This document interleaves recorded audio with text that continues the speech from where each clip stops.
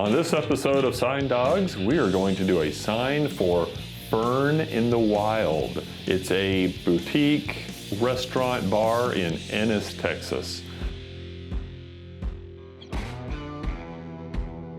Every day we look at signs.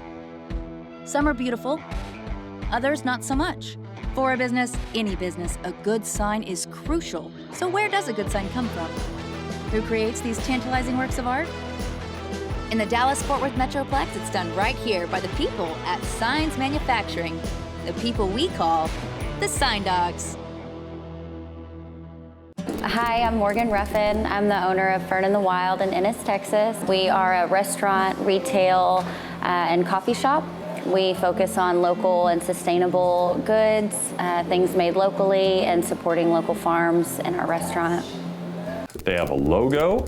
We got to come up with a really classy design because this is not on the main street. This sign is going to be about image as much as it is advertising to bring in customers. So we need something that is classy, elegant, fits their logo and their image, and just really sets a great impression for all of their customers. When I moved back to Ennis, the original owner of this building, Betty Glaspie, it was Interior Ideas, and it was a landmark location. It had survived all the ups and downs of the 90s and the 2000s, and she had an interior decorating shop with a cafe and a tea room, and I always loved the duality of both of them. So if you came in for a drink or if you came in for lunch, you might need to pick something up, and it was just something that Ennis was lacking. Statistically, the number one most visible color combination that you can get at all is yellow on black. Well, in this particular case, for the exterior sign at Fern in the Wild, we're not using yellow. Instead, we're using gold. The gold's pretty close, so we figure we're up there and it's going to be pretty good.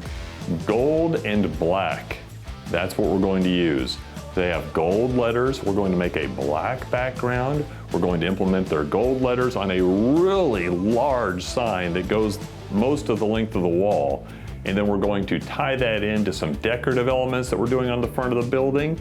And for all the foot traffic, we're going to have a hanging sign underneath their awning so that people that are walking by and can't see this beautiful new sign that we've put up, they'll still walk into the business.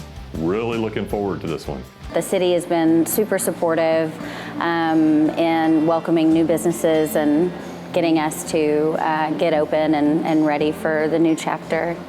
An inherent problem that comes when you're building a sign that's as long as your building is that it's longer than the sheets of metal are made. Well, that means that the sheets of metal have to be tiled onto the sign, and that creates seams. Well, fortunately in this case, we're actually going to have a frame that's built behind the sign, which will provide the sign some depth, but it will also give us something we can attach those sheets of metals to, and that allows us to hide the seams. One of the traps that a lot of companies fall into, a lot of sign companies fall into this one, is they get the mistaken impression that all we have to do to put the name up on the building is just get a flat piece of metal and screw it up onto the building, and that'll look great. But it doesn't. If you add a little bit of dimension, just a little bit, you make that sign 2 inches deep, 3 inches deep, 1 inch deep even, it will bring out the character of the sign and dramatically make the sign look better, which in turn makes the business look better. Never, ever, ever, for your main sign, take just a flat piece of metal and stick it up on the wall. Don't do it. You will regret it.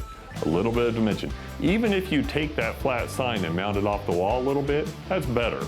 But ideally, you do what we're doing and make a 2 inch or 3 inch deep sign mounted to the wall. I think you'll see the difference at the end of this video. We're a really small town. So we're a close-knit community, and there was a bad storm that came in about 10 years ago, and it did do a lot of damage to our downtown, and that's what sparked the revitalization that you see now. So a lot of local businesses actually came together to build up their business, start a main street of downtown merchants.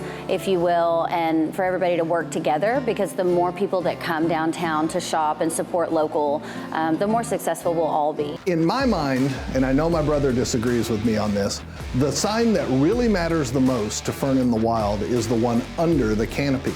And the sign under the canopy it's not using the same color combinations that we're using on the exterior sign. The exterior sign is black and gold, and the one under the canopy is pink and gold. Well, pink is a derivative of red, and red colors really leach out in the sunlight. Well, fortunately, in this case, we have a canopy over the top of the sign, so that'll help to extend the life. But we're going to use our Solar Guard product to really protect that. It might not be necessary, but we're not going to find out for the next 20 years. And if it's still going in 20 years, they're going to be really happy. I have owners from all the other shops come in, and we try to do a First Thursdays sip, shop, and stroll. So we all try to support each other, and we have our own niche. You know, I really love kids things and baby gifts and all the sustainable goods. So we all have something that makes us special and unique, for sure. Fern in the Wild is not my cup of tea. They absolutely are built to appeal to women. And oh my gosh, do they appeal to women. This place is packed. It's a temple of estrogen. It's amazing.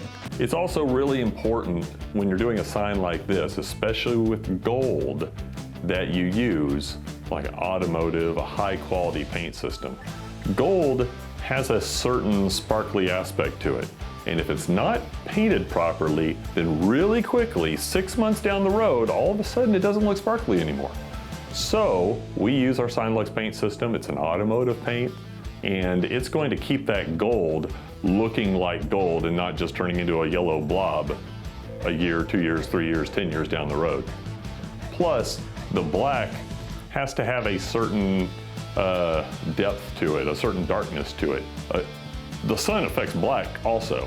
The sun will turn that black and kind of wash it out. So our paint system, automotive grade Signage paint system, is going to keep that black looking like a sharp, deep black 10 years down the road, and it's going to keep Fern in the Wild looking good 20 years down there. We chose Signs Manufacturing because we had a contact that had worked with you guys before and loved the outcome, and you guys were able to come out and get everything done and work with our design team and make something that we really wanted. That's very special. As good as Signage paints are, and they're really good, and we're really proud of that paint system, we really like it, the Solar Guard that we put over the vinyl and the paints really helps protect it even more. It's one of these things that I wish we'd had it back in the 90s and the 80s and the 70s when we were starting. We didn't have it back then, we have it now. It's a wonderful product, and I wouldn't put up a sign without it. For the foot traffic and people coming off the parking lot, we have the blade sign.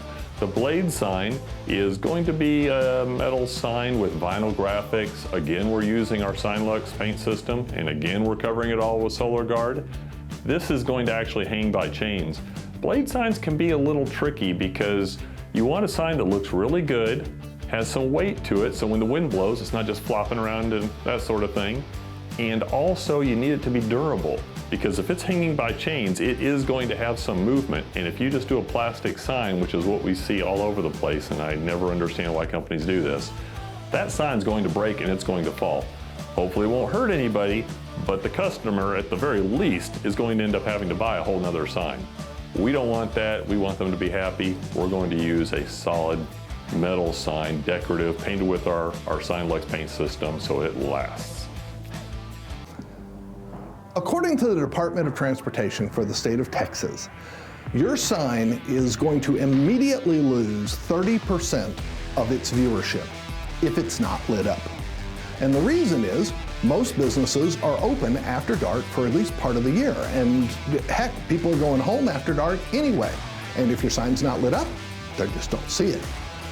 For Fern in the Wild, however, even though their sign is unlit, they're in a unique situation. And that means that because they're in a town square environment, they don't really need the sign to be lit up. And that allowed us to make the sign bigger within their budget the end result is it's perfect for their place. Due to a scheduling conflict, the owner and proprietor of Fern in the Wild was unable to meet us to do the reveal scene. So we got a substitute actor. Oh my God, it's beautiful! Look at that! I need people to know that we're here. You know, signage is super important. It's something you've always been told.